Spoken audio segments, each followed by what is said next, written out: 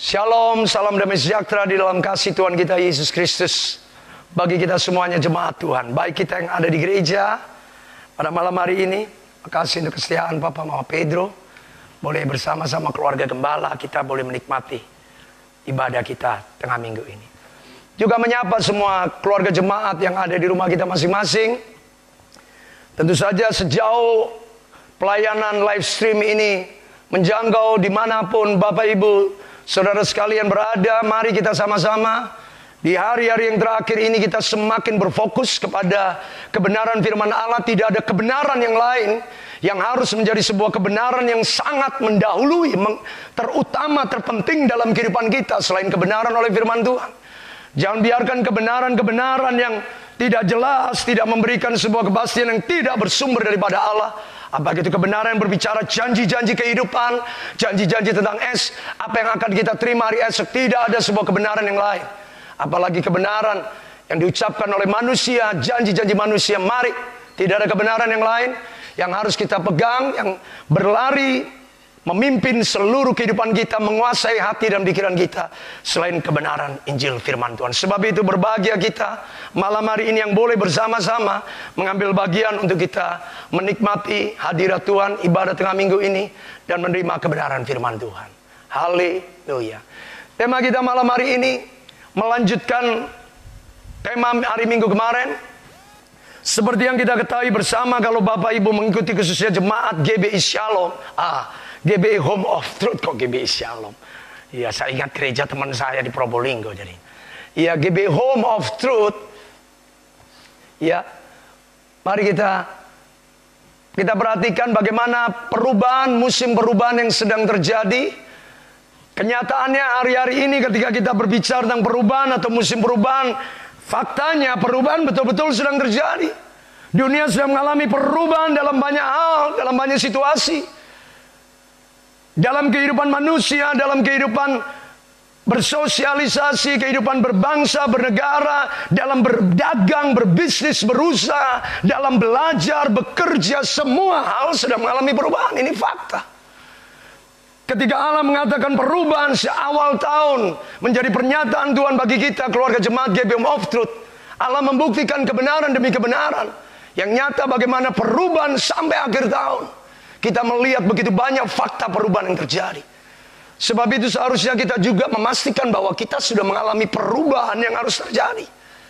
Kalau kita sendiri belum merasakan, belum mengalami perubahan, ya kita harus mulai introspeksi diri kita sendiri. Kenapa perubahan ini belum terjadi dalam segala hal yang baik yang kita harapkan? Seharusnya perubahan itu sudah terjadi. Bangsa Arab aja yang selama ini anti mengadakan sebuah diplomasi kenegaraan dengan bangsa Israel. Kenyataannya hari-hari ini bangsa-bangsa Arab mulai mengadakan kerjasama diplomasi, hubungan kerjasama dalam banyak bidang. Sudah terjadi. Uni Emirat Arab, Bahrain, dan seterusnya, Kuwait, bahkan Turki sudah mendahului. Makanya tidak heran kemarin kemenangan orang-orang Azerbaijan, ketika mereka merayakan kemenangannya ada bendera Israel di sana. Artinya dari mana? Karena Turki ada di belakang Azerbaijan. Seharusnya ngomong apa? Ini kita bisa ikuti dari berita viral, ya, YouTube dan sebagainya.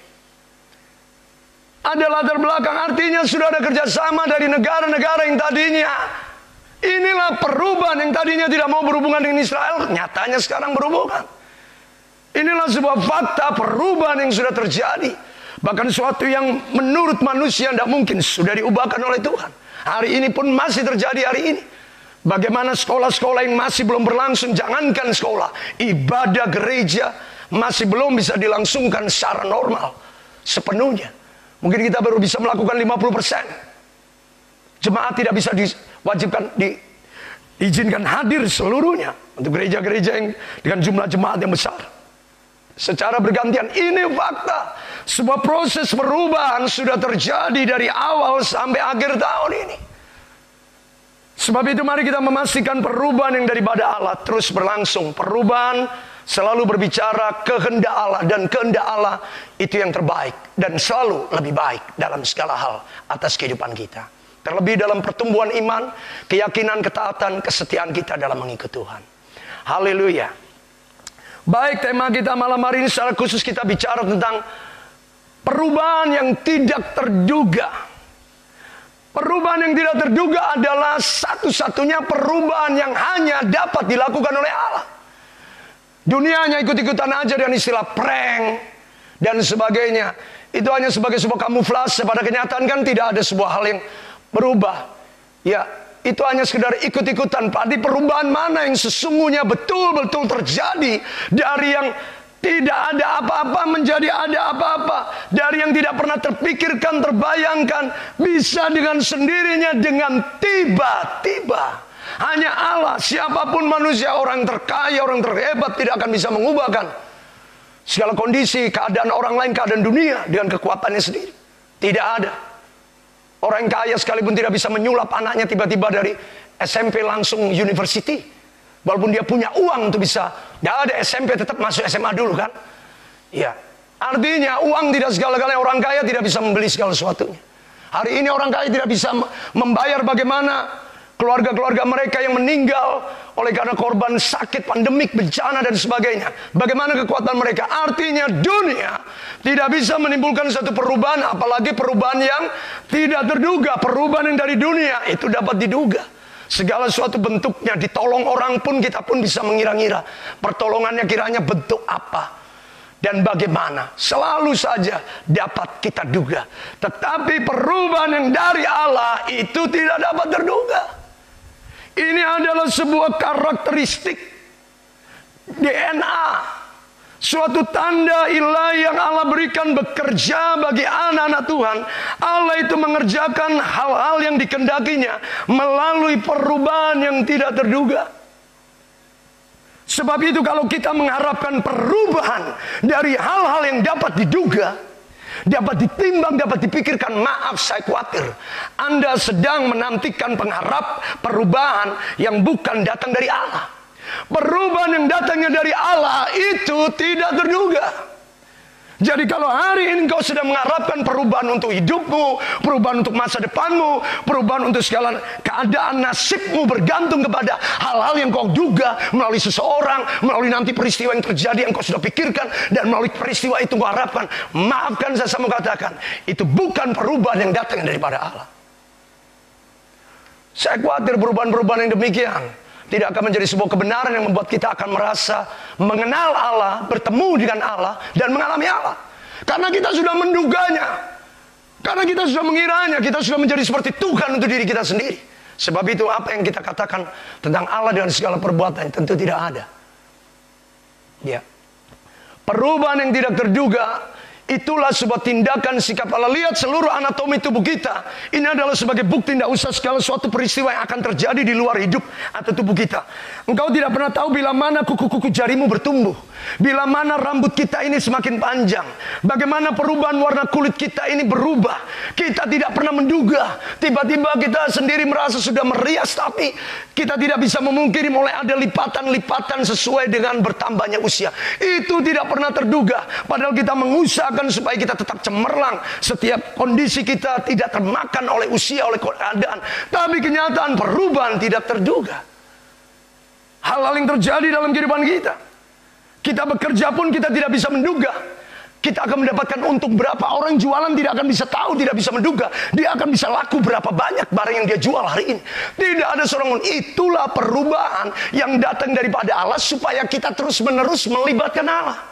Dalam berdagang kita tidak tahu apakah bisnis kita ini akan berhasil atau tidak. Ini adalah tidak terduga. Sebab itu dalam bisnis kita harus mengandalkan Allah supaya kita dapat melihat perubahan-perubahan yang tidak terduga. Kelihatannya sepi tapi Allah bisa buat ramai. Kelihatan dapat ada pembeli, Allah bisa membuat tiba-tiba datang pembeli. Kelihatannya tidak mungkin segala sesuatunya merugi, tapi perubahan yang tidak terduga Allah bisa buat kita menjadi untung. Itu hanya Allah yang bisa membuat hal yang demikian. Sebab itu kita harus mengizinkan perubahan yang tidak terduga. Jangan berharap dengan perubahan-perubahan yang kita sudah dapat duga. Saya khawatir, sekali lagi saya mau ingatkan, jangan sampai hal itu bukan datang dari Tuhan. Nanti kalau sudah tidak jadi kita kecewa, lu kenapa begini? Bukan Tuhan tidak menjawab. Tapi yang kita harus kenali, perubahan yang daripada Allah adalah perubahan yang tidak terduga. Jadi kalau engkau mau mengalami perubahan yang sungguhnya di dalam Tuhan, adalah izinkan Allah yang tidak terduga sebagaimana 1 Korintus 9. Seperti ada tertulis, apa yang tidak pernah didengar dilihat oleh mata, didengar oleh telinga, timbul di hati. Semua tanpa kecuali. Semua hal yang diberikan oleh Allah, makan, minum, berkat yang kita miliki, pekerjaan yang kita usahakan, itu semuanya terjadi dalam sebuah proses yang kita tidak terduga. Bagaimana anak kita bisa belajar dengan bakat yang biasa-biasa, tetapi diubahkan dengan cara tidak terduga, muncul dengan bakat-bakat yang istimewa. Siapa yang bisa mengubahkan dari yang kelihatan anak-anak yang biasa-biasa bertumbuh, tiba-tiba pada waktunya, pada usia yang Tuhan sudah persiapkan melalui anak-anak kita, mereka bertumbuh dengan cara yang tidak terduga, memiliki sebuah keahlian, memiliki sebuah bakat, memiliki sebuah talenta, seperti yang kita lihat di sekeliling kita. Setiap orang sedang berjalan dalam hal-hal yang tidak terduga ketika orang itu berjalan dalam rencana dan kehendak Allah Bapa. Nah, bagaimana pertanyaannya kita dapat mengalami hal-hal yang tidak terduga? Yaitu bagaimana kita bisa berjalan bersama dengan Allah, memastikan bukan hal-hal yang semata-mata kita duga, kita pikirkan, kita kerjakan menurut keinginan kita. Ini akan memberikan sebuah janji menjadi jaminan, bukan. Yang memberikan janji, jaminan itu adalah Allah yang mengerjakan tidak terduga. Kita bekerja, hasil kita bisa diukur, gaji kita sekian, kira-kira kalau kita menjual sekian produk, kira-kira bonusnya berapa, komisinya berapa, semua bisa dihitung. Tapi yang kita harapkan adalah bagaimana kita mencapai hal yang tidak terduga. Hal yang tidak bisa kita pikirkan, hal itu bisa terjadi. Bila mana hal yang tidak terduga itu bisa terjadi ketika kita memastikan setiap hari hidup kita berjalan bersama Tuhan. Karena hal yang tidak terduga itu datangnya berasal dan diberikan oleh Allah sendiri bagi kita. Amin.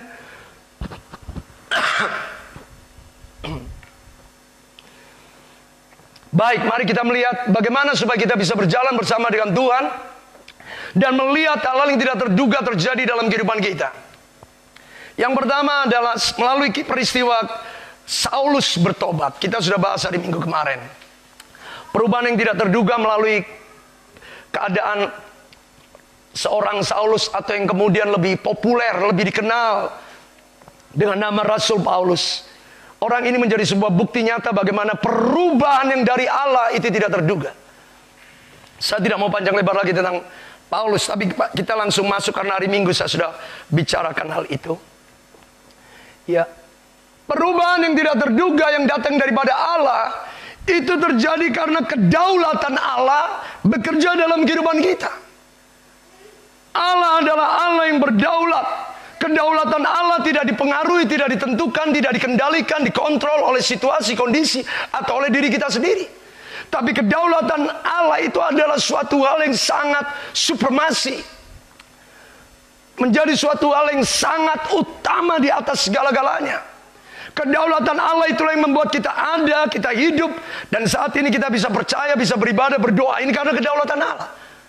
Karena bisa aja faktor satu hal lain, kita tidak dapat datang beribadah, kita tidak dapat datang menyembah. Tapi kedaulatan Allah membuat segala hal yang merintangi, menghalangi kita, kita bisa lalui. Ini salah satu bentuk bagaimana kedaulatan Allah itulah yang membuat perubahan yang tidak terduga. Nah, apa yang harus kita terima, apa yang harus kita kerjakan dalam kedaulatan yang Tuhan berikan pada kita? Yang pertama adalah untuk kita mengalami perubahan yang tidak terduga melalui kedaulatan yang Allah kerjakan dalam hidup kita maupun kepada alam semesta universalisme dunia ini, adalah kita harus mengakui kedaulatan Tuhan. Kedaulatan Tuhan itu adalah suatu hal yang harus kita akui. Kita yakini di dalam kehidupan kita. Jujur aja ada banyak anak-anak Tuhan yang masih mengatakan, masih melupakan Tuhan. Eksistensi Allah, begitu dia sibuk, begitu merasa diberkati, begitu merasa sudah ada jalan keluar, melihat pertolongan menurut ukuran sendiri, Tuhan dilalaikan, Tuhan dilupakan. Kalaupun Tuhan mulai turut campur tangan, keterlibatan Allah dalam menolong dianggap kebetulan. Kebetulan aja ini. Kebetulan aja. Nanti kalau sudah mulai melihat pertolongan mujizat, baru mulai bersuka cita, bergembira. Malah berlebih-lebihan. Melupakan Tuhan. Mengabaikan Tuhan. Tapi setiap orang yang mengakui kedaulatan Tuhan di dalam kehidupannya, Dia tidak dapat mengabaikan, tidak dapat melupakan, tidak dapat memungkiri satu fakta bahwa Allah sepenuhnya mengambil alih setiap kehidupannya. Segala sesuatu yang terjadi dalam dirinya semata-mata sepenuhnya sesungguhnya oleh karena Allah. Pengakuan akan Allah, kedaulatan Allah adalah menyadari sepenuhnya bahwa segala sesuatu yang terjadi dalam hidup ini adalah penetapan penentuan Allah atas kehidupan kita. Tidak ada yang terjadi secara kebetulan. Sebab itu kita katakan kita mengalami berkat, kita mengalami suatu hal yang buruk sekalipun, tidak ada yang kebetulan. Sebab itu kita tidak bisa mengomel, mengeluh ketika keadaan yang buruk yang terjadi. Karena kita tahu semuanya tetap dalam kendali Allah. Sebaliknya ketika kita mengalami kelimpahan pun kita tidak bisa memuji diri kita. Atau kita menjadi lupa diri, lupa kendali. Kemudian kita bersenang-senang. Dan kita lupa memikirkan apa yang terbaik melalui keadaan yang sangat baik yang Tuhan berikan pada kita. Orang yang senantiasa mengakui kedaulatan Tuhan dalam segala hal, melibatkan, memikirkan Allah sebagai penentu, sebagai pelaku daripada setiap hal, pelaksana hal apapun juga yang terjadi dalam kehidupan kita. Karena itu kitab Amsal dengan jelas memberitahukan pada kita. Amsal 3 ayat yang ke-6 mengatakan, akuilah ia dalam segala jalanmu, maka ia akan meluruskan jalanmu, ya. Akuilah ia dalam segala lakumu, maka ia akan meluruskan jalanmu.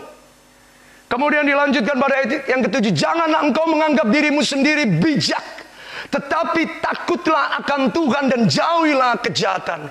Itulah yang akan menyembuhkan tubuhmu dan menyegarkan tulang-tulangmu. Jadi kita akan mengalami kesehatan, kekuatan, pemulihan, kesembuhan ketika kita mengakui kedaulatan Allah, mengakui kekuasaan Allah.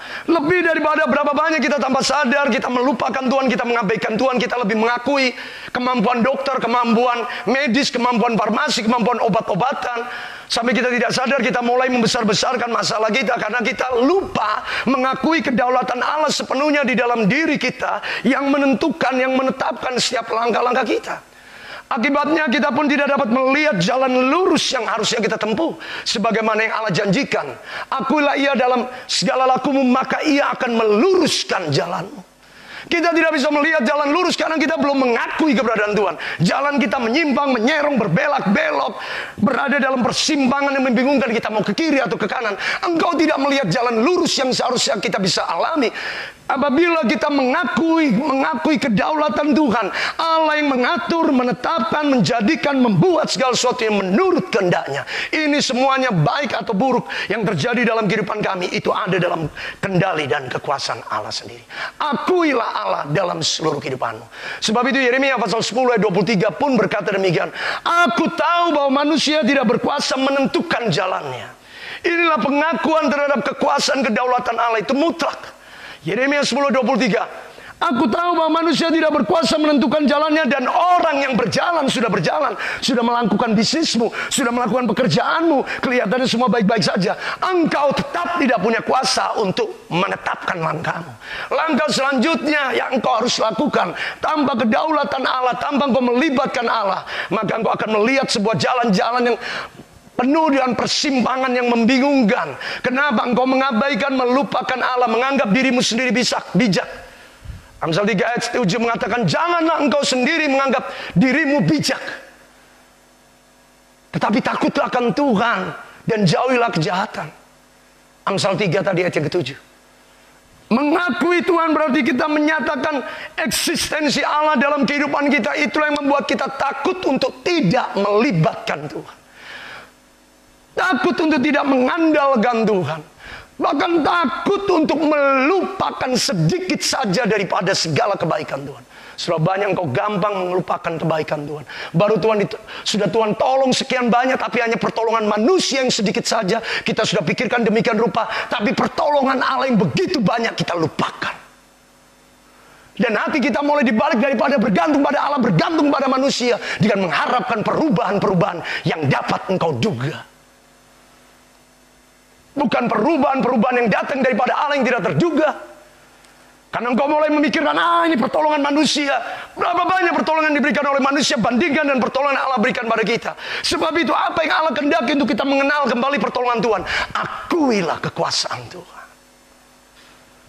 Mengakui kekuasaan Tuhan berarti takut akan Tuhan. Jauhi kejahatan. Maka itu akan mendatangkan kesembuhan. Yeremia mengatakan semuanya itu. Manusia tidak berkuasa menentukan jalannya. Orang yang berjalan tidak berkuasa. Tidak berkuasa. Sebab itu firman Allah, sebaliknya bagi orang yang takut akan Tuhan, Daud menuliskan, Tuhan menetapkan langkah-langkah orang yang hidupnya berkenan kepadanya. Mazmur 37 ayat 23. Inilah orang yang hidup dalam kedaulatan Tuhan.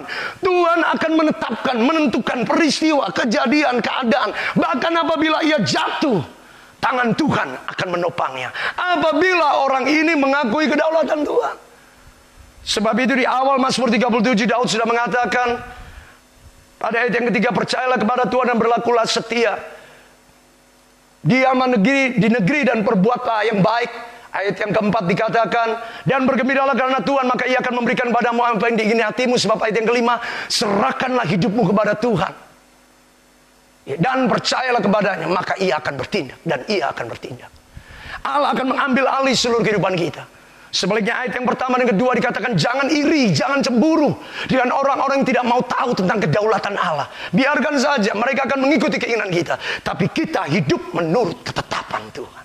Kedaulatan Tuhan. Maka Tuhan yang akan menetapkan langkah kita. Kita tidak perlu takut goyah. Sebab firman Allah mengatakan, sekalipun kau jatuh, kau tidak akan tergeletak. Sebab Tuhan akan memegang tangan kita.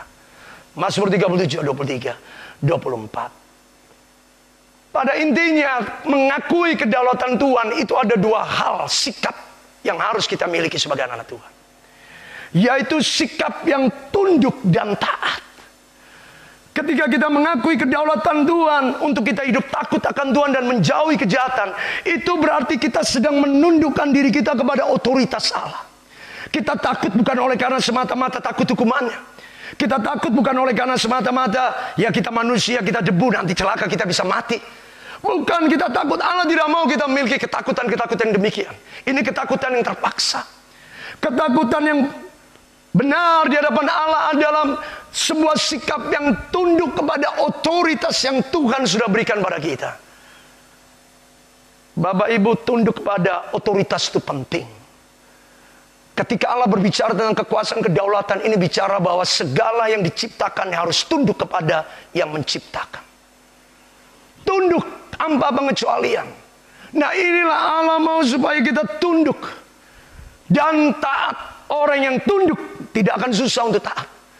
Tapi orang yang tidak tunduk, bagaimana berbicara tentang taat? Tunduk aja tidak. Bagaimana dia mau melakukan apa yang diperintahkan oleh pemilik otoritas? Kalau kita nggak taat, nggak tunduk sama Tuhan, bagaimana kita ngomong kita akan melakukan firman-Nya? Hati kita sendiri nggak mau tunduk. Sebab itu Yakobus pasal 4 ayat yang ke-7 jelas dikatakan, karena itu tunduklah kepada Allah dan lawanlah iblis, maka ia akan lari daripadamu. Sebab itu ayat yang ke-10 dikatakan, rendahkanlah dirimu di hadapan Tuhan dan ia akan meninggikan kamu. Berkaitan dengan keadaan rendah hati, menundukkan, karena itu tunduklah, iblis bisa mengenal. Saya memberitahukan, jangankan Allah, iblis pun tahu siapa orang-orang yang tunduk kepada Allah dan yang tidak tunduk kepada Allah. Dikatakan karena itu tunduklah pada Allah dan lawanlah iblis. Orang yang takut akan Tuhan itu iblis kenal. Engkau tidak bisa mengaku-mengaku mengenal Tuhan, tapi engkau tidak tunduk kepada kuasa Tuhan, kepada otoritas Allah, kepada kebenaran firman Tuhan. Engkau lebih mengikuti keinginanmu, lebih mengikuti hawa nafsumu, lebih menuruti pikiranmu, lebih menggunakan segala cara-caramu daripada engkau takluk tunduk kepada cara dan kehendak Tuhan, kepada pikiran-pikiran Kristus yang Allah tunjukkan melalui firman Tuhan. Makanya iblis akan gampang menggecokkan kamu.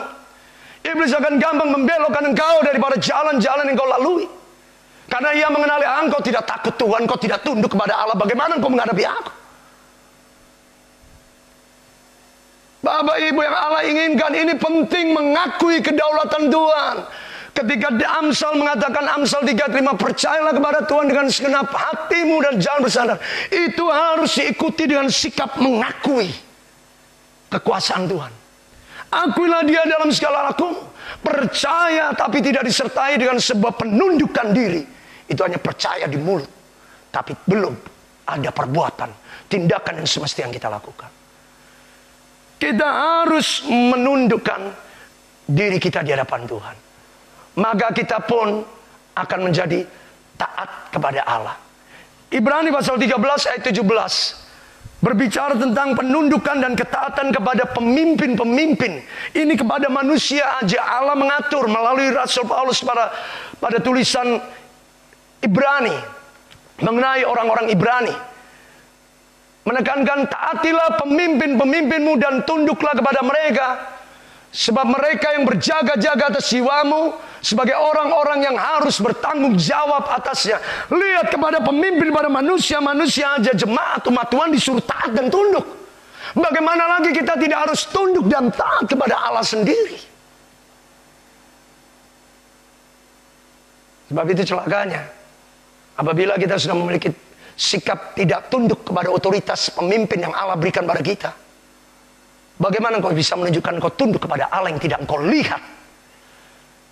Kepada pemilik otoritas yang dapat kita lihat, kita tidak mau tunduk, kita tidak mau rendah hati. Bagaimana kita bisa mengatakan, Tuhan aku rendah hati, aku tunduk kepada engkau, Allah yang tidak kita lihat?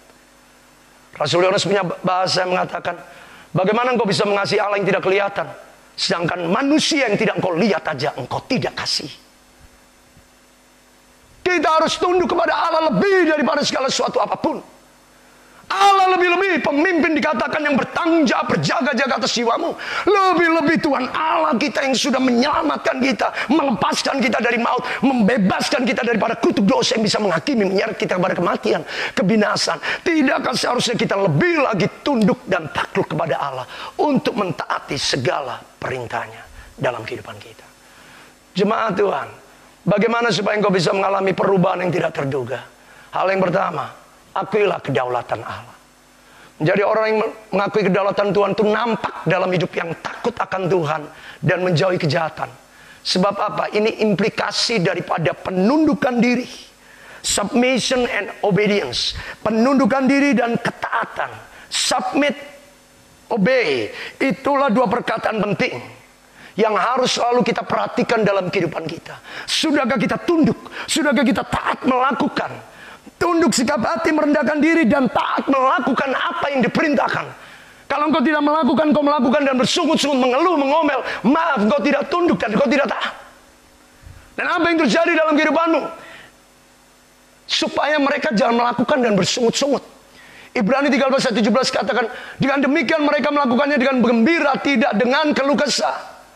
Karena hal ini tidak membawa keuntungan apa-apa bagi jemaat. Ketika kita tidak mau tunduk, maka itu merugikan diri kita. Apalagi kita tidak mau tunduk kepada Allah, betapa kerugian besar. Kita mengabaikan Tuhan yang harus kita taati. Karena Allah sendiri yang mengatakan, Filipi pasal yang kedua, ayat yang ke-14, lakukanlah segala sesuatu dengan tidak bersungut-sungut dan berbantah-bantah. Bagaimana kita tidak bersungut-sungut dan berbantah-bantahan kalau kita tidak tunduk, kalau kita tidak taat? Mau melakukan itu dengan sungutan, dengan ketaatan, malas saya, dan sebagainya. Bagaimana kita bisa melihat, menjadikan diri kita sebagai anak-anak Tuhan kalau kita harus melakukan sesuatu yang harusnya kita lakukan di hadapan Tuhan, tetapi kita nanti dulu Tuhan. Bagaimana kita bisa menjadikan diri kita sebagai pribadi-pribadi anak-anak Tuhan yang sungguh mengakui kedaulatan Tuhan sepenuhnya dalam kehidupan kita? Ketika Allah menyuruh kita berdoa, kita malas berdoa. Mari ibadah, kita malas ibadah. Kita lebih asik di tempat-tempat yang lain daripada beribadah. Bapak Ibu, engkau tidak tunduk pada Tuhan. Bagaimana engkau bisa melihat bagaimana perubahan yang tidak terduga, mujizat-mujizat, perubahan yang tidak terduga, itu bicara keajaiban, mujizat, hal yang dahsyat. Maaf, saya harus beritahukan bagaimana hal itu bisa terjadi. Kalau engkau tidak tunduk kepada Tuhan, apa yang harusnya engkau lakukan tapi engkau tidak melakukannya. Apa yang kau mengerti yang baik, yang benar di hadapan Tuhan, engkau tidak melakukannya. Bagaimana engkau bisa melihat pertolongan Tuhan yang hebat, yang ajaib, yang tidak terduga terjadi dalam kehidupan kita? Taatlah, tunduklah, dan taatlah kepada Tuhan. Itulah bagian yang terbaik untuk kita bisa melihat melalui kedaulatan Allah, perubahan yang tidak terduga. Apa yang kita harapkan, yang rasanya mustahil, tidak mungkin, Allah itu terlalu sanggup. Pertanyaannya, sudahkah engkau mengakui, menjadikan Allah sebagai yang otoritas yang terutama dalam kehidupanmu melalui sikap penundukan diri dan ketaatan kita kepada Tuhan kita Yesus Kristus? Yang kedua, bagaimana sikap yang harus kita bangun, kita miliki untuk kita melihat perubahan yang tidak terduga. Kalau kita bicara kontekstual melalui Kisah Rasul pasal 9, peristiwa Saulus bertobat. Sebelum saya melangkah poin yang kedua.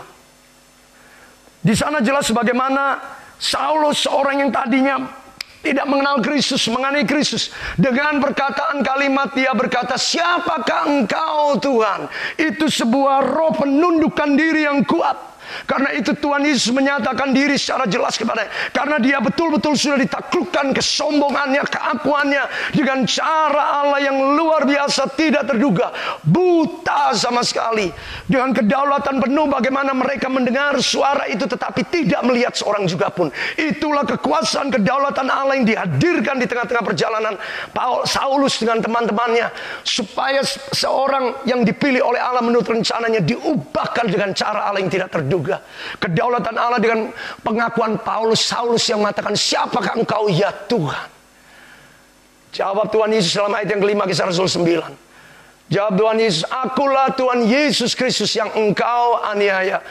Tunduk takluk seorang yang tadinya seperti singa yang dilepas kandang, banteng yang tidak dapat dikendalikan. Hari itu harus tunduk takluk dan taat kepada kedaulatan Tuhan.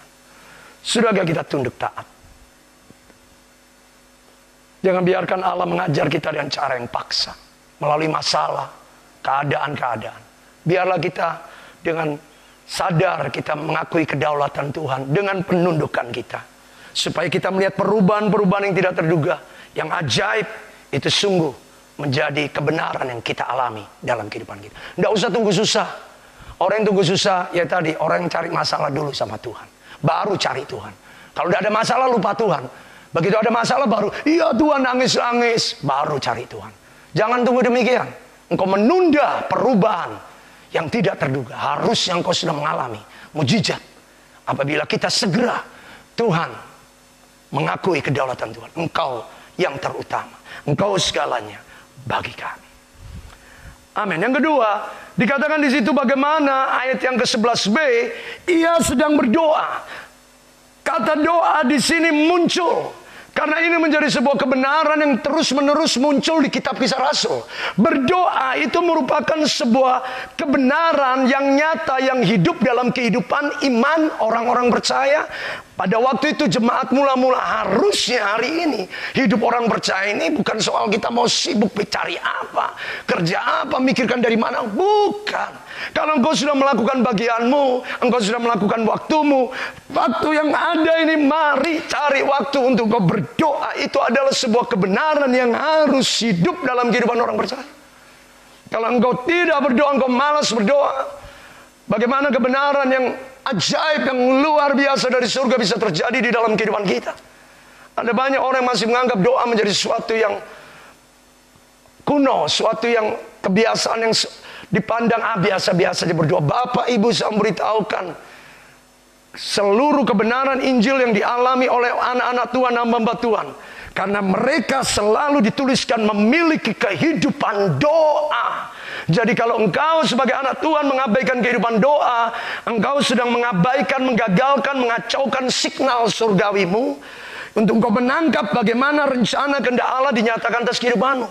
Kehidupan doa menjadi sebuah kebenaran yang menguasai seluruh kehidupan orang percaya.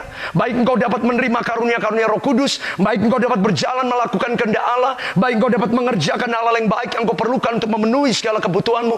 Semuanya bukti nyata. Sebelum kita makan aja kita harus berdoa kok. Sebelum kita melangkah melakukan aktivitas kita harus berdoa. Bagaimana kita menjadikan doa lebih-lebih untuk menjadi sebuah komunikasi kita yang penting dengan Tuhan. Kita mengabaikan hal ini. Paulus saja yang baru bertobat berdoa. Dia langsung berdoa. Dia tahu ini merupakan sebuah teori yang paling dasar tentang arti hidup mengenal Tuhan. Orang yang mengenal Tuhan itu tanda sederhananya. Tidak usah bukti mujizat apa. Mulai berdoa, mulai suka berdoa. Kalau orang mau mengenal Tuhan tapi berdoa malas, bagaimana pengenalan akan Tuhan akan dia alami secara pribadi? Dia mengenal Tuhan hanya dari kata orang, hanya dari kata pendeta. Kenapa? Karena dia tidak pernah berdoa secara pribadi. Bagaimana tanda kebenaran sebagai orang percaya dialami? Sampai dia mengalami pewahyuan pribadi seperti yang dialami oleh Saulus. Dia berdoa, makanya saat itu juga dia mendapat melihat penglihatan. Bukan Ananias, Saulus bukan orang ketiga, orang keempat, bukan. Saulus sendiri orang pilihan Allah yang ditangkap oleh Tuhan ini. Dengan cara yang tidak terduga. Satu tanda dasar utama orang yang bertobat itu harus berdoa. Jadi teman-teman, hamba-hamba Tuhan, kita harus bangun pelayanan kita dengan doa. Tidak bisa tidak. Kita tidak bisa naik ke mimbar ini hanya dengan kesibukan kita 2-3 jam sebelum mimbar. Kita masih asik dengan kesibukan kita di rumah dengan kerjaan kita. Kemudian kita naik mimbar dengan yang penting sudah ada persiapan di kertas, tinggal baca, maafkan saya. Kita harus berdoa. Kita bisa menopang setiap orang, siapapun jemaat kita, pelayanan kita dengan kuasa doa. Saya mau tunjukkan bukti di dalam Kisah Rasul secara bagaimana nyata. Kisah Rasul 2 ayat 42.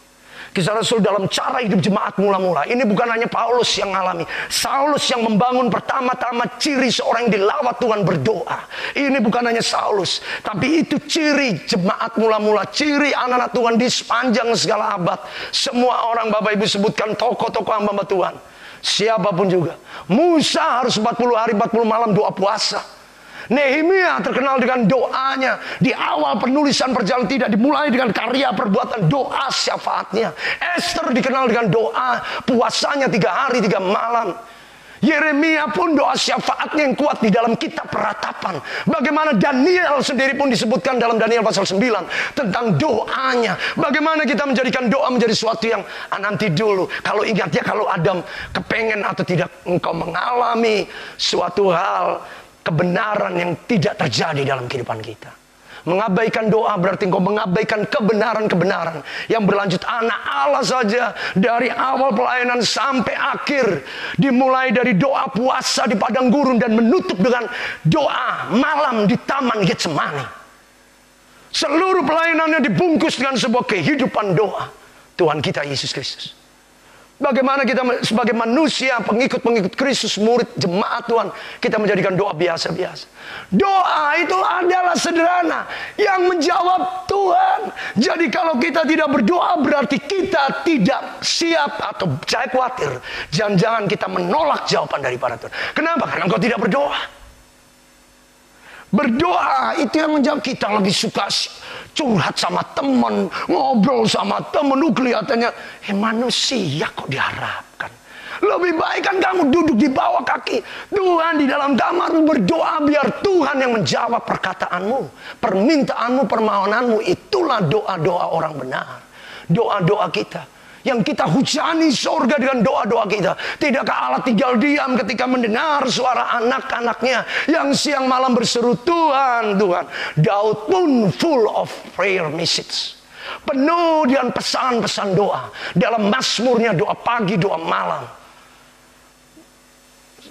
Gereja Tuhan akhir zaman, saya memberitahukan, gereja di akhir zaman cirinya harus satu. Gereja yang berdoa. Kalau engkau tidak berdoa, engkau tidak bisa mengandalkan karunia-karunia rohani yang hebat. Roh Kudus bekerja dengan orang yang merendah hati. Karena semua datang dari surga. Kita harus menjadi gereja yang berdoa. Gereja yang menjaga kekudusan. Kita tidak berdoa, kita harus hidup dalam kekudusan. Dan gereja yang mengerti kehendak Allah. Mengerti kehendak Allah itu bukan mengumpulkan jemaat. Makananku adalah melakukan kehendak Tuhan. Dan selesaikan amanat agung. Kita harus menjadi gereja yang mengutus, gereja yang bermisi, bukan gereja yang diam. Tapi ini dimulai dengan doa. Bagaimana gereja tidak bermisi? Karena gereja nggak berdoa. Karena itu tidak pernah mendengar suara Tuhan, yang didengarkan pikirannya sendiri, keinginannya sendiri. Nanti keinginan dari jawab, baru ngomel sama Tuhan. Tuhan hanya menjadi bagian-bagian saat kita mengalami susah. Tapi pada kehidupan kita setiap hari, bagaimana kita bicara kekudusan, bagaimana kita bisa menjalankan amanat agung. Kalau ini tidak dimulai, Tuhan Yesus saja untuk memilih 12 muridnya harus berdoa. Bagaimana kita sebagai orang percaya, gereja Tuhan, kita pelayan Tuhan, kita tidak berdoa. Mari kita berdoa. Mari kita bersama-sama kita berdoa. Dalam segala hal. Sebab itu yang dikehendaki oleh Allah bagi kita. Kisah Rasul 2 ayat 42 mengatakan, mereka semua bertekun dalam pengajaran rasul-rasul dan dalam persekutuan. Mereka selalu berkumpul untuk memecahkan roti dan berdoa. Berdoa selalu. Mereka selalu berkumpul untuk memecahkan roti dan berdoa. Kisah Rasul pasal 4 ayat 31 mengatakan, ketika mereka sedang berdoa, goyanglah tempat mereka berkumpul. Dan mereka semua penuh dengan Roh Kudus. Lalu mereka memberitakan firman Allah dengan berani. Dari mana keberanian itu? Memang Roh Kudus dicurahkan, tapi bila mana Roh Kudus dicurahkan? Ketika mereka prayer meeting, ada pertemuan doa, ada waktu doa. Roh Kudus yang tidak mendadak begitu. Saya memberitahukan Saulus dilawat Tuhan karena jemaat di Damsyik berdoa. Mereka berdoa. Mereka sudah dengar ada seorang teroris muda yang namanya Saulus yang mau mengancam keberadaan orang Kristen di Damsyik. Gereja di Damsyik, jemaat di Damsyik sudah berdoa supaya Saulus ini jangan sampai melakukan sesuatu yang buruk pada mereka. Doa-doa mereka yang membuat Allah di surga tidak tinggal diam. Melawat Saulus, jangankan menemui orang-orang sebelum masuk kota Damsyik, Tuhan sudah melawat Saulus karena kuasa kekuatan doa. Hal ini dapat kita lihat contoh kuasa doa yang bisa melawat dengan cara yang ajaib. Yang lain selain Kisah Rasul 9. Kisah Rasul 12 ketika Rasul Petrus ada di dalam penjara setelah Yakobus menjadi martir yang kedua setelah Stefanus. Rasul yang pertama mati menjadi martir adalah Yakobus. Kisah Rasul 12 ayat 12 dikatakan di sana setelah Petrus berpikir sebentar, pergilah ia ke rumah Maria ibu Yohanes yang disebut juga dengan Markus. Di sana di rumah Maria atau ibu Yohanes ini banyak orang percaya berkumpul dan berdoa. Perhatikan itu. Banyak anak-anak Tuhan berkumpul dan berdoa. Jangan ngumpul untuk gosip. Jangan ngumpul untuk ngomong ini dan itu. Kumpul untuk berdoa. Jangan ngumpul untuk ngomong-ngomong hal yang tidak perlu. Mari kita ngumpul untuk berdoa. Itu hal yang Allah kehendaki di dalam diri kita. Ketika Bapak itu sedang berjalan ke sana, kemudian dikatakan ayat selanjutnya, ketika ia mengetuk pintu gerbang, datanglah seorang hamba yang bernama Rode. Dan ia mengenal suara Petrus. Iya. Ketika ia mengenal suara Petrus itu yang sedang mengetuk tadi, dan ketika ia mengenal suara Petrus, maka ia langsung berbalik ke belakang, tidak membuka pintu gerbang itu, tapi dia langsung masuk ke belakang ke pertemuan doa dan berkata kepada mereka, Petrus ada di depan, di pintu gerbang. Tapi kata mereka, perhatikan ayat 15. Apa kata mereka? Engkau mengigau. Itu malaikatnya. Baru ayat 16. Kalau Tuhan sudah menjawab doa, baru mereka kemudian. Setelah mereka, Petrus terus menerus mengetuk dan mereka membuka dan melihat dan mereka astonishment. Tercengang-cengang. Syok.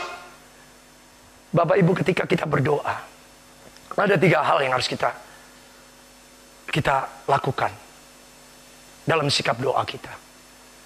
Yang pertama, kita harus berdoa dengan iman. Kenapa saya ulangi lagi? Apa? Simple, saya setiap hari berdoa dengan iman. Maafkan saya. Uji doamu dengan iman dengan 2 perkataan menyatakan saya berdoa dengan iman. Pertama, sudahkah kau berdoa sungguh-sungguh dengan imanmu? Sudahkah kau sungguh-sungguh orang yang berdoa dengan percaya itu doanya tidak setengah-setengah? Tuhan Yesus berdoa sungguh-sungguh sampai mencucur keringatnya seperti tetesan darah. Maaf kalau engkau berdoa tapi masih lihat jam, lihat handphone, lihat kiri kanan. Engkau belum berdoa dengan percaya. Engkau lebih menghargai waktu sekelilingmu, berita apa daripada Tuhan yang sedang kau hadapi dalam doamu ini. Apakah engkau sudah sungguh-sungguh berdoa? Yakobus menuliskan tentang apa yang dilakukan Elia. Doa orang benar Yakobus 5:16b, bila sungguh diyakininya besar kuasanya. Ayat 17, Elia manusia biasa sama seperti kita untuk memberitahukan pada kita doa yang penuh keyakinan itu bagaimana. Inilah doa yang penuh keyakinan, yaitu doa yang sungguh-sungguh. Elia adalah manusia biasa sama seperti kita, tapi ia telah berdoa sungguh-sungguh supaya hujan tidak turun. Dan hujan pun tidak turun 3 tahun 6 bulan lamanya. Lalu ia berdoa lagi pada ayat 18. Maka langit pun menurunkan hujannya dan bumi pun menghasilkan buahnya. Lihat kuasa doa luar biasa. Jadi kalau kita mengatakan apa, saya sudah berdoa sungguh-sungguh, berdoa dengan percaya, ya tadi doamu sungguh-sungguh tidak. Orang yang doa sungguh-sungguh itu, maafkan saya katakan dia tidak akan terganggu dengan apapun, karena dia tidak peduli yang lain selain daripada Tuhan. Kalau engkau masih khawatirkan, aduh ini ada orang penting, ada siapa yang mau saya temui, sehingga waktu doamu engkau hentikan hanya kamu berpikir maaf, Bapak Ibu engkau tidak sungguh-sungguh. Saya punya sedikit kesaksian tentang doa yang sungguh-sungguh. Di Surabaya ada seorang pengusaha pabrik emas. Pabrik emas Bapak Ibu, bukan pabrik biasa, bukan pabrik, maaf saya ngomong apa adanya. Di Surabaya itu hampir satu jalanan itu mereka beli. Dan itu rumah-rumah besar di Surabaya. Artinya mereka sangat diberkati keluarga ini. Saya kenal keluarga ini, saya pelayanan sama mereka juga. Satu kali apa yang menarik, bagaimana storynya keluarga ini, keluarga pabrik emas di Surabaya yang diberkati. Oma mereka atau mama mereka yang sekarang sudah cucu yang generasi ketiga yang melanjutkan perusahaan emas ini. Maafkan saya lupa, saya coba ingat apa nama perusahaan ini. Sangat terkenal nama perusahaan di Surabaya. Ya, UBS. Anda boleh cek yang Surabaya, Google. Usaha pabrik emas UBS itu terbesar di Surabaya. Itu punya anak Tuhan, orang Kristen, UBS. Usaha bersama sejahtera. Ini usaha bersama keluarga, milik keluarga. Apa yang menjadi rahasia? Keluarga ini menceritakan, Pak, satu kali pabrik kami mengalami musibah, pabrik emas kami. Kebakaran hebat. Waduh, semua modal habis lah. Tapi kami tidak pikir itu. Ini pabrik emas ini Bapak. Kalau habis kebakaran, ya emas. Emas itu tahu sendiri nilai 1 gramnya berapa. Ya, kebakaran habis. Tapi yang mereka pikirkan tidak itu, anak-anak ini sudah diajar takut akan Tuhan. Yang mereka cari, mama mana, cucu-cucunya, nenek mana. Mereka langsung, lu tidak ada yang lihat ke kamar orang tua mereka di loteng.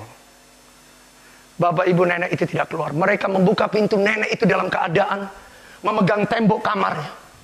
Di balik tembok kamar ini api sedang membakar habis. Tuhan hentikan. Sejarah sampai hari ini menjadi bukti kesaksian hidup. Itu awal mereka diberkati Tuhan luar biasa. Tuhan hentikan api di balik tembok ini. Api itu tidak lewat dari batas tembok di mana nenek mereka berdoa. Hari ini mereka menikmati kelimpahan daripada Tuhan. Jangan remehkan kuasa doa. Mari berdoa. Ada 3 hal. Sungguh-sungguhlah berdoa. Yang kedua, tanda yang kedua, orang yang percaya dalam dia berdoa dengan iman. Pertama dia sungguh-sungguh. Yang kedua adalah tekun. Yakobus juga bicara tentang ketekunan. Ingat ayat yang keempat, Yakobus berkata, biarlah ketekunan itu memperoleh buah yang matang. Bahkan Yakobus 5 ayat 11 dikatakan, sesungguhnya kami menyebut mereka berbahagia, yaitu mereka yang bertekun. Jadi kalau engkau percaya dalam doamu, seharusnya engkau pun tekun. Sampai doamu dijawab. Banyak orang mengatakan percaya, tapi dia nggak tekun. Begitu Tuhan nggak jawab-jawab 1 tahun, 5 tahun, 7 tahun, dia mulai berhenti berdoa. Engkau kehilangan ketekunan. Maaf, engkau belum percaya. Orang yang percaya kepada Tuhan tidak peduli sampai kapanpun Tuhan tolong. Ingat, orang yang dilawat Tuhan di Bethesda itu menunggu 38 tahun. Ingat perempuan pendaran 12 tahun. Ingat semua orang, Abraham sendiri pun menerima janji Allah 25 tahun. Adakah kita sudah bertekun dalam kita berdoa kepada Tuhan? Sebagai tanda doa kita percaya kepada Tuhan. Pertama, kita harus berdoa dan percaya. Yang kedua, kita harus siap dengan jawaban doa. Tentang doa ada 3 hal. Pertama, kita harus berdoa dengan percaya. Doa dengan percaya tandanya 2. Sungguh-sungguh dan tekun. Sampai Tuhan menjawab. Yang kedua, sikap yang harus kita lakukan dalam doa itu adalah siap menerima jawaban doa. Kenapa kita harus siap dengan jawaban doa? Dengar ini baik-baik. Tuhan tidak pernah menjawab doa kita seperti yang kita doakan. Tuhan selalu menjawab lebih daripada yang kita doakan. Allah tidak pernah menjawab sama seperti yang kita doakan. Selalu lebih. Lihat peristiwa Saulus, lihat peristiwa Petrus, sampai jemaat gak ada percaya, padahal mereka lagi berdoa. Anda percaya ini cuma mengigo, ini cuma malaikat. Itulah Tuhan kalau menjawab doa itu tercengang-cengang, mengagumkan. Efesus 3:20 mengatakan, bagi Dialah yang dapat melakukan jauh lebih banyak dari yang kita doakan atau pikirkan. Seperti yang ternyata dalam kuasa yang bekerja di dalam kita. Bagi Dialah kemuliaan di dalam jemaat dan di dalam Kristus Yesus turun-temurun sampai selama-lamanya. Amin. Doa itu menjawab, Allah menjawab lebih daripada yang kita doakan. Bahkan yang kita pikirkan. Ini yang harus kita siap. Jangan nanti seperti Ananias, Tuhan menjawab doa, menolak jawaban doa. Lihat kalau Ananias tidak siap menerima Saulus, dia menolak, akan terjadi suatu hal penundaan terhadap rencana Allah atas Saulus. Lihat Petrus dibiarkan menunggu lama di pintu gerbang oleh karena ketidakpercayaan orang-orang berdoa. Kenapa? Kenapa mereka sepertinya tidak percaya? Karena Allah memang punya jawaban yang lebih daripada yang kita doakan. Siap dengan jawaban doa. Seringkali jawaban doa berbeda dengan apa yang kita harapkan dan pikirkan. Allah punya jawaban doa yang luar biasa bagi kita. Yang ketiga, bagaimana sikap kita dalam doa? Yang ketiga, yang kedua adalah siap dengan jawaban doa. Jawaban doa bisa jadi orang yang kita benci tiba-tiba baik sama kita, bersahabat sama kita. Mau ditolak, nah ini kan repot. Seharusnya kita terima, ini jawaban doa.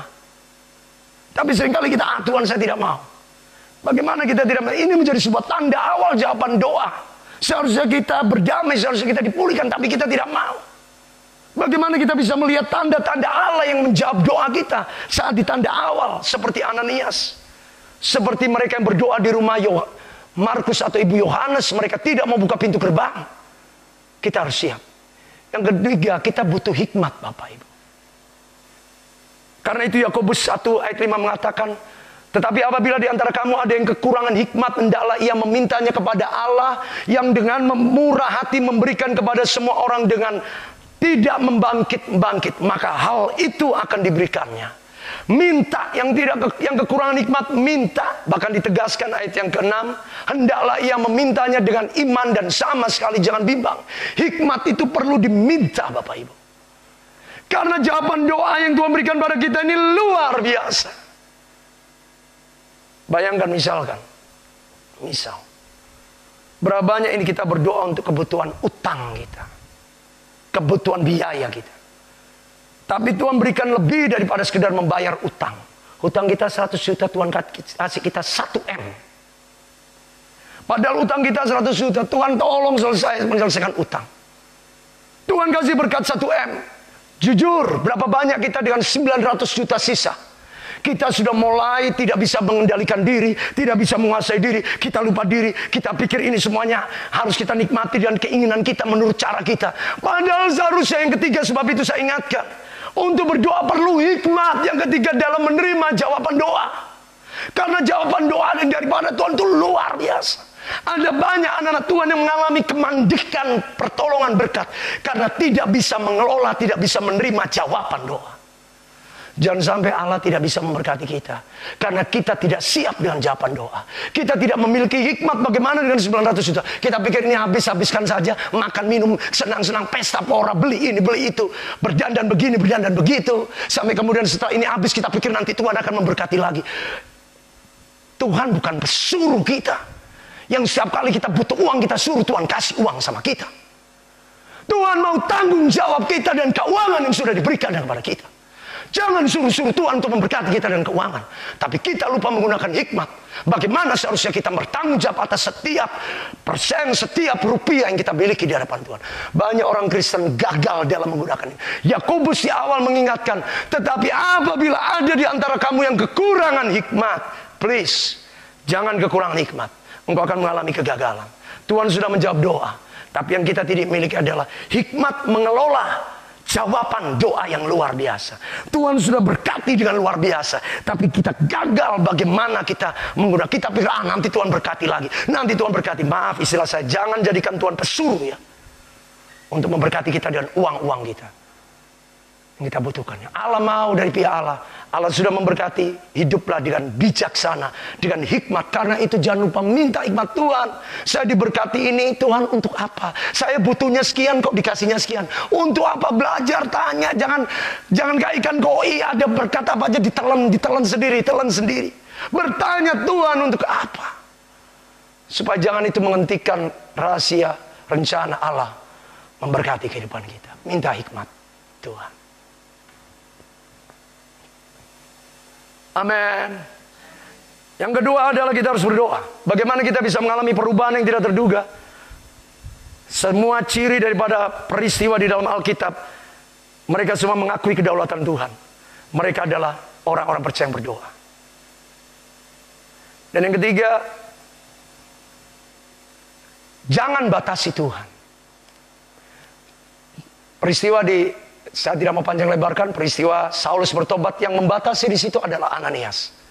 Tapi kemudian Ananias bertobat, baik Tuhan, begitu Tuhan ngomong, pergilah. Mungkin saya bisa bayangkan ketika Tuhan ngomong pergilah pada ayat yang ke-15, Kisah Rasul 9, kepada Ananias, pergilah, orang ini adalah alat bagiku. Mungkin Tuhan ngomong dengan perkataan yang lain, sudah jangan banyak mulut, lakukan saja. Jangan lagi pakai pertimbangan yang mengatakan Tuhan orang ini jahat dan sebagainya. Kalau aku sudah memilih dia, sudah jangan katakan bahwa orang ini bagaimanapun juga. Yang ketiga kita harus pahami, jangan batasi Tuhan. Pertanyaannya, bila mana kita suka membatasi Tuhan? Ini pertanyaan serius. Bila mana tanpa kita sadari kita suka membatasi kuasa Tuhan? Perhatikan Bapak Ibu, ini yang Tuhan tunjukkan pada saya. Berapa banyak orang-orang Kristen suka membatasi kuasa Tuhan? Atau cara Allah bekerja, bergerak dalam kehidupan setiap anak-anak Tuhan. Perhatikan sikap yang satu ini. Ini menghalangi Allah bekerja dalam hidup kita, membatasi. Kekerasan hati, orang Sunda bilang kekeh. Kekerasan hati. Orang yang keras hati itu seringkali dipengaruhi oleh apa? Merasa diri pintar, punya pengalaman, punya idealisme. Idealisme saya seperti ini. Punya prinsip katanya. Bahkan berkata lagi, oh saya punya kebenaran yang saya terima dari firman Tuhan. Bapak Ibu, setiap kebenaran yang kita katakan menurut kita, itu harus tunduk kepada kebenaran yang tertinggi. Itulah kehendak Allah melalui firman-Nya. Engkau boleh mengatakan rohani sedemikian rupa, tapi ketika engkau berhadapan dengan firman Allah yang melakukan sesuatu yang membuat kita melakukan sesuatu yang berbeda daripada prinsip, idealisme, pengalaman rohani, kebiasaan kita, kita harus mampu melewati ini semuanya. Ananias diajar, selama ini dia bertobat dengan kelompok orang baik-baik, orang-orang Kristen. Tapi kali ini engkau harus lewat daripada sekedar batasan orang Kristen yang baik-baik. Engkau harus bisa berhubungan dengan orang Kristen yang tidak baik. Ini butuhkan sebuah penerobosan bagaimana pengalaman prinsip yang dia bangun. Saya tidak bisa berhubungan dengan Saulus. Semuanya dihubungkan. Ananias yang keras hati ini harus lembut. Berapa banyak kita membatasi kuasa Allah karena kita katakan, ini tidak seperti yang saya pikirkan, ini tidak seperti yang saya mau. Dengan kata lain, kita berkeras hati. Ya ini dimulai kenapa? Lihat ciri-ciri yang sudah dimulai dari awal. Tidak ada penundukan diri, malas berdoa, akhirnya membatasi, menilai setiap hal menurut pikiran diri sendiri. Bapak Ibu, mari kita mengizinkan Allah. Paulus ini adalah orang yang sangat mengizinkan Allah secara tidak terbatas bekerja. Kisah Rasul 16 dalam pelayanannya masuk ke Asia, bagaimana Allah menghalangi dia. Sampai dikatakan roh Tuhan Yesus dan roh kudus menghalangi dia. Bayangkan demikian spesifik Allah berbicara. Kenapa? Karena Paulus ini adalah orang yang sangat bergerak dengan flexibility of God, ya. Apa yang Allah kehendaki untuk dia perbuat, dia tidak batasi berdasarkan pengalamanku. Tidak ada. Dia tidak menjadi orang yang keras hati dengan sebuah kebenaran, prinsip yang dia miliki secara pribadi, secara manusia, menurut ukuran pengalaman-pengalamannya. Tapi ketika dia berhadapan, bertemu dengan kebenaran yang lebih utama, yaitu firman yang berbicara untuk hal yang baru sekalipun, dia tidak bisa katakan, baik Tuhan, saya siap. Sekalipun ini bertentangan dengan prinsip saya siap. Lihat rasul-rasul diizinkan. Petrus disuruh melayani orang-orang bukan Yahudi. Petrus kekeh, aku orang Yahudi, aku tidak bisa melayani orang-orang yang tidak bersunat. Mereka najis cemar. Kami orang Yahudi tidak bergaul dengan orang tidak. Inilah sebuah hal yang membatasi kekerasan hati. Sebab itu Allah memanggil seorang rasul yang lain yang bernama Paulus. Karena kekerasan hati Petrus. Sehingga Allah harus membangkitkan seorang rasul di luar 12 rasul. Karena kekerasan hati seorang Petrus. Seharusnya Tuhan yang sudah berbicara melalui Petrus. Petrus, pergilah kepada bangsa-bangsa lain. Tapi Petrus membatasi diri berdasarkan pengalaman, prinsip hidup yang dia bangun. Lalu terus memangnya sikap yang bagaimana Pak yang saya harus bangun? Ini poin yang terakhir. Bisa membagikan waktu kita sangat cepat. Bapak Ibu, yang harus kita bangun dalam kehidupan kita sebagai anak Tuhan. Supaya kita dapat melihat Allah bekerja dan tak terbatas. Perubahan yang tidak terduga. Itu adalah kita harus memiliki roh yang lemah lembut. Orang yang lemah lembut itu gampang digerakkan Allah. Gampang dibawa Allah mengikuti kendali. Tapi coba orang, saya tidak mau, saya tidak mau. Saya punya prinsip, saya punya pengalaman, saya punya kebenaran, punya hal yang selama ini sudah saya pertahankan dan ini sudah teruji.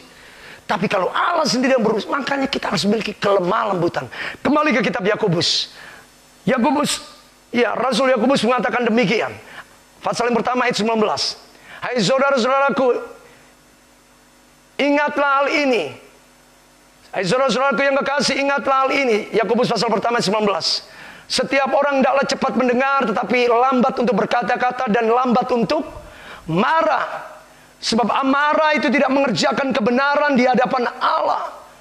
Sebab itu ayat 21 kita lanjutkan. Lihat ini kekerasan hati. Amarah, membatasi Tuhan, cepat berkata-kata. Ya. Apa yang dikatakan selanjutnya 21? Sebab itu buanglah segala kotoran dan segala kejahatan yang begitu banyak, tetapi terimalah dengan lemah lembut firman yang tertanam di dalam hatimu, di dalam jiwamu, yang berkuasa. Ini bicara kedaulatan. Berkuasa, supaya firman itu berkuasa, berdaulat, berotoritas. Kita mengakui kedaulatan firman dengan roh lemah lembut. Tuhan, apa yang kau katakan hari ini, aku siap untuk melakukannya. Oleh roh yang lemah lembut.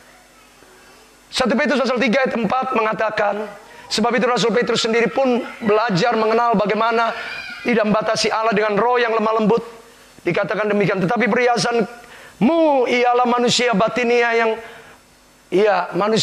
yang tersembunyi dengan yang tidak dapat, dengan perhiasan yang tidak dapat binasa, yang berasal dari roh yang lemah lembut dan tentram.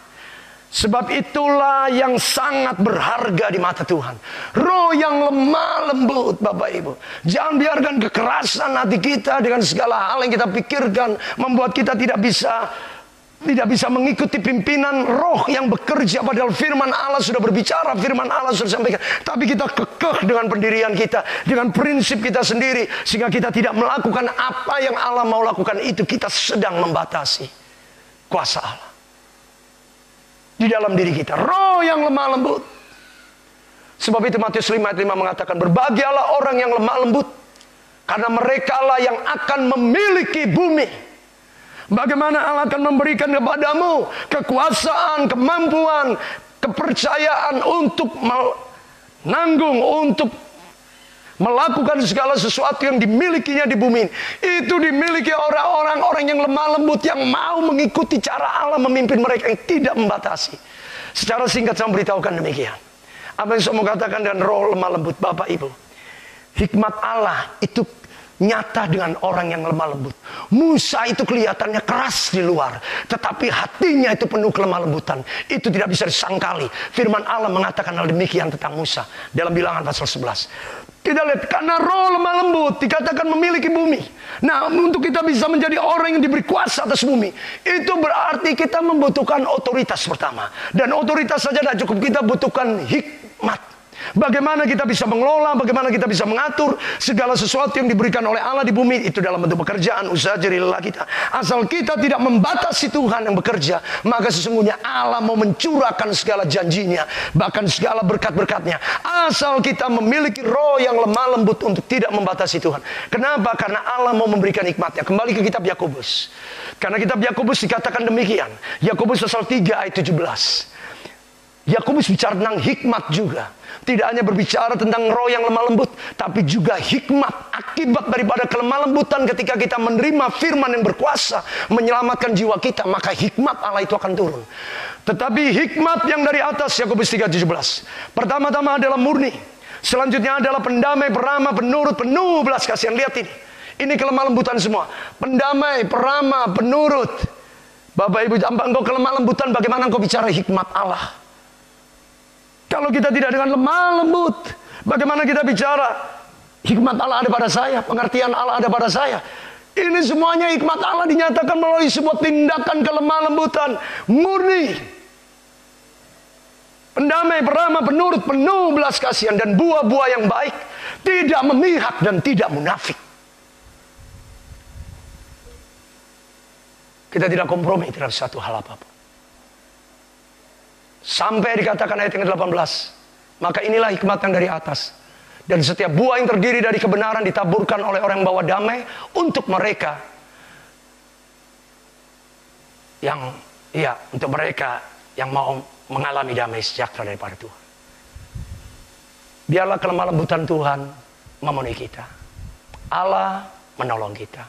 Percayalah, hari ini ketika kita mengizinkan kedaulatan Allah bekerja menguasai kita dengan setiap kondisi yang bagaimanapun, dan kita responi itu dengan sikap yang tunduk dan taat, dan membawa setiap perkara di dalam doa-doa yang tidak putus dengan sungguh-sungguh kepada Tuhan, maka Allah yang tak terbatas yang akan membawa perubahan yang tidak terduga, melihat hati yang lemah lembut, akan memberikan hikmat untuk kita mengerti, menangkap, memperoleh segala sesuatu yang dijanjikan Allah bagi kita. Biarkan perubahan yang tidak terduga. Jangan berharap pada perubahan yang dapat diduga. Itu sementara, Bapak Ibu.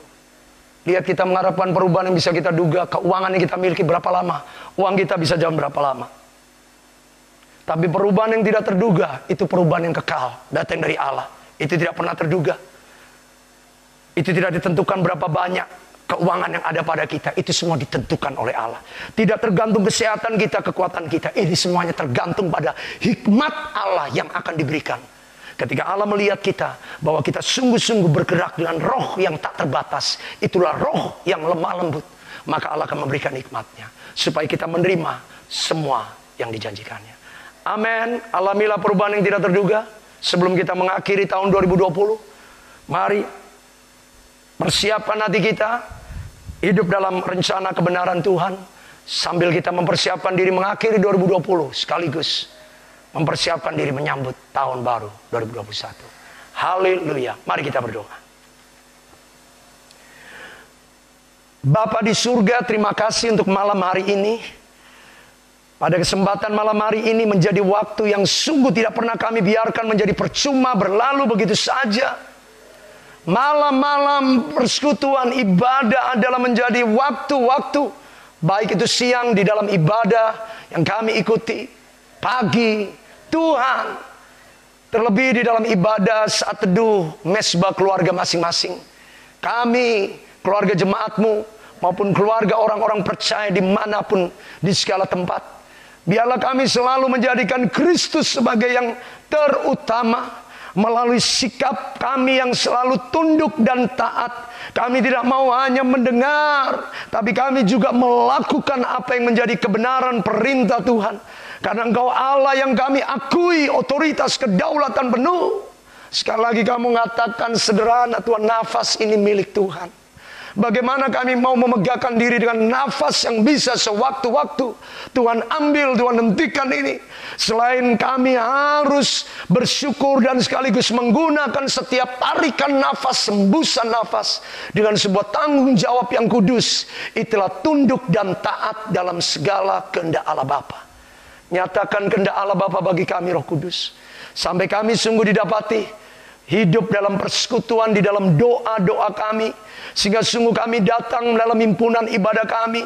Kami bukan hanya sekedar menantikan doa dari gembala, doa dari pelayan-pelayan Tuhan. Tetapi setiap kami adalah menjadi setiap orang percaya yang berdoa. Karena kami percaya ketika kami berdoa, maka setiap kami sudah menerima jawabannya daripada Tuhan. Dan ketika api-api doa itu kami bawa dari dalam rumah-rumah kami, kami kumpulkan dalam pertemuan jemaat, persekutuan, ibadah, sidang jemaat Allah melalui ibadah bersama, maka kami tidak bisa membayangkan akibat jawaban doa yang dari Allah itu akan tercurah di atas gereja Tuhan, atas jemaat, atas keluarga-keluarga Allah. Karena api doa yang melakukan jauh menjawab tidak sama seperti yang kami doakan, lebih. Jawaban doa itu selalu lebih dari yang dapat kita doakan dan pikirkan. Karena yang menjawab doa itu adalah Allah yang sanggup membuat perubahan yang tidak pernah terduga dalam kehidupan kami. Bawa kami, dorong kami lebih lagi sungguh-sungguh Bapa mencari Tuhan dengan roh ketekunan, kesetiaan sampai ke lemah lembutan. Itulah roh yang tidak membatasi Allah bekerja terus didapati dalam kehidupan kami. Sehingga Allah sendiri dengan gampangnya dapat menuntun kami, memimpin kami, membentuk kami, membawa kami untuk kami berada di jalan-jalan yang seharusnya kami lalui, kami tempuh dalam hidup kami yang singkat di dunia ini. Menjadi hidup yang berkenan, menyenangkan. Karena sungguh kami tidak pernah membatasi, kami tidak pernah menolak, kami tidak pernah menjauhkan diri dari kasih karunia Allah yang selalu berbicara, berkata-kata, menarik, mendekat untuk kami menggenapi setiap panggilan rencanamu ya Bapa. Terima kasih. Kami mau mengalami hal-hal yang tidak terduga. Sebab kami hidup dalam anugerahmu ya Bapa. Kami hidup dalam iman percaya. Hidup kami bukan oleh karena kemampuan kami, kekuatan gagah kami, cara kami berpikir merencanakan hari esok. Bukan Tuhan. Kami sadari segala sesuatunya itu oleh karena Allah yang sudah berbuat, bertindak, bekerja di dalam kami jauh sebelum kami memikirkannya. Bahkan tuh hari esok, minggu depan, bulan depan, tahun depan yang akan kami masuki, sebelum hari-hari, minggu, tahun yang kami lalui, kami tahu Allah Engkau sudah ada lebih dulu di depan kami. Supaya kami terus-menerus bergantung, karena kami tidak tahu hal-hal apa yang akan terjadi di depan selain peristiwa-peristiwa yang tidak terduga. Itulah peristiwa yang dikerjakan, ditetapkan oleh Allah melalui kesehatan, kekuatan pikiran, rumah tangga, pekerjaan, harapan, kerinduan, sukacita, damai sejahtera, kebahagiaan yang terus-menerus terjadi. Karena hal-hal yang tidak terduga, itulah keajaiban, itulah mujizat, itulah kekaguman, ketercengang-cengangan bagaimana Allah menjawab doa lebih daripada yang dapat kami pikirkan. Terima kasih Bapa di surga.